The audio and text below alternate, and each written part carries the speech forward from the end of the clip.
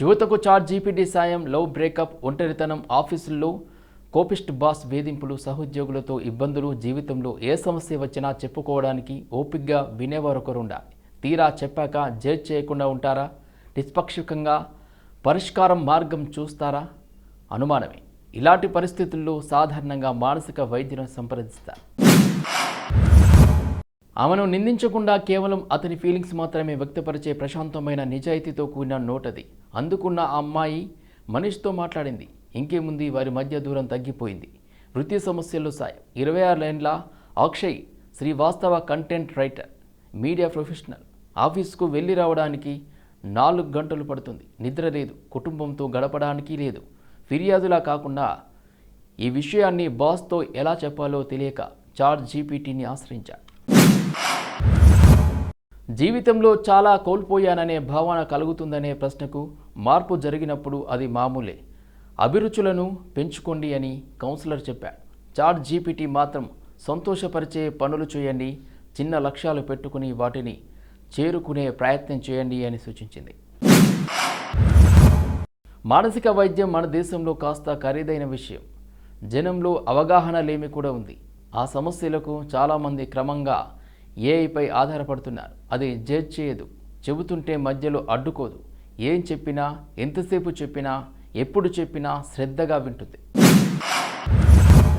AI మోడళ్లకు శిక్షణ ఇచ్చేందుకు ఏ company కూడా గిబ్లీ స్టూడియో చిత్రాలను వాడుకునే హక్కులను తీసుకోలేదు. విశ్లేషణ, డిజిటల్ ప్రపంచంలో మరో కొత్త అంశం చక్కర్లు కొడుతుంది. ఎక్స్, ఇన్స్టాగ్రామ్, ఫేస్బుక్ వంటి సామాజిక మాధ్యమాలు కాస్త ప్రఖ్యాత జపనీస్ యానిమేటర్ హయావు మియాజాకి శైలిలో గీసిన ఫ్యామిలీ, వ్యక్తిగత చిత్రాలతో నిండిపోతున్నాయి. కంటెంట్ను సృష్టించేందుకు ఉపయోగించిన జనరేటివ్ ఏఐ టూల్స్ అందుబాటులోకి వచ్చి కొంతకాలం అయినప్పటికీ ఓపెన్ ఏఐ అభివృద్ధి చేసిన సరికొత్త ఏఐ టూల్ ఈ గిబ్లీ ఆర్ట్ ట్రెండ్కు కారణమైంది. చాట్ జీపీటీ వంటి లార్జ్ లాంగ్వేజెస్ మోడళ్లు మనం అందించే సమాచారం ఆధారంగా మనకు కావలసిన సమాచారాన్ని వివిధ రూపాల్లో అందిస్తున్నాయి. రకరకాల మార్గాల ద్వారా ఏఐ వ్యవస్థలకు డేటా అందుతూ ఉంటుంది. అయితే రస్కిన్ బాండ్ లేదా అమితావ్ ఘోష్ శైలిలో ఒక చిన్న కథ రాయమని మనం ఏదైనా లార్జ్ లాంగ్వేజ్ మోడల్ను అడిగామనుకోండి, వీరిద్దరి రచనల తాలూకు సమాచారం మొత్తాన్ని వెతికిస్తుంది ఏఐ.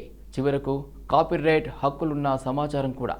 కానీ ఏఐ కంపెనీలు ఈ కాపీరైట్ హక్కులు పొందకపోవడం గమనార్హం. ఇవన్నీ ఆయా వ్యక్తుల సొంత అనుభవాలు, సందర్భాల నుండి పుట్టుకొచ్చినవి. గిబ్లీ ఆర్ట్స్నే ఉదాహరణకు తీసుకుందాం. జపాన్ సమాజం సంస్కృతులకు అది అద్దం పడుతుంది. అమెరికన్ సంస్కృతికి వాల్ట్ డిస్నీ స్టూడియో అద్దం పట్టినట్లు ఇలాంటి సృజనాత్మక కళాకృతులను యంత్ర సృష్టిగా మార్చడం లేదా ఒక ఏఐ సిస్టమ్ మానవ సృజనాత్మకత, అభినివేశాలకు విరుద్ధంగా వెళ్ళడం మేలైన ఆలోచన అయితే కాదు.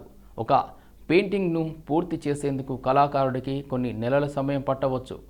అలాగే పుస్తకం రాయడానికి ఏళ్లు పడుతుంది. ఇవి వినియోగదారుల నుండి $1000 రుసుము వసూలు చేస్తుంటాయి. అయితే అసలు కళాకారులకు ఇందులో నుంచి ఏమీ దక్కడం లేదు. ఇమేజ్ జనరేటర్లు కళాకారులు కాదు, కానీ కళాకారులకు సవాలు విసురుతున్నాయి. జనరేటివ్ ఏఐ వసూళ్లు ఇప్పటికీ ప్రపంచవ్యాప్తంగా సృజనాత్మకత కలిగిన వారి జీవనోపాధిని దెబ్బతీస్తున్నాయి. యానిమేషన్ రంగంలోని కళాకారులు, ఇల్లస్ట్రేటర్లు, డిజైనర్లపై ప్రభావం ఎక్కువే ఉంది. వాళ్ళు కంప్యూటర్ గ్రాఫిక్స్, ఇతర టూల్స్ను వాడుతున్నారు. కానీ ఏఐ టూల్స్తో ఆటోమేషన్ మరో స్థాయికి వెళ్తుంది. ఈ సమస్యకు సులభ పరిష్కారం లేదు. కాపీరైట్ల విషయంలో న్యాయ వ్యవస్థలకు వెళ్ళడం ఒక మార్గం. డేటా ప్రొటెక్షన్ చట్టాలు, ఏఐ నియంత్రణలు ఇప్పుడిప్పుడే ఏఐ టూల్స్ తాలూకు సైడ్ ఎఫెక్ట్స్పై దృష్టి పెడుతున్నాయి.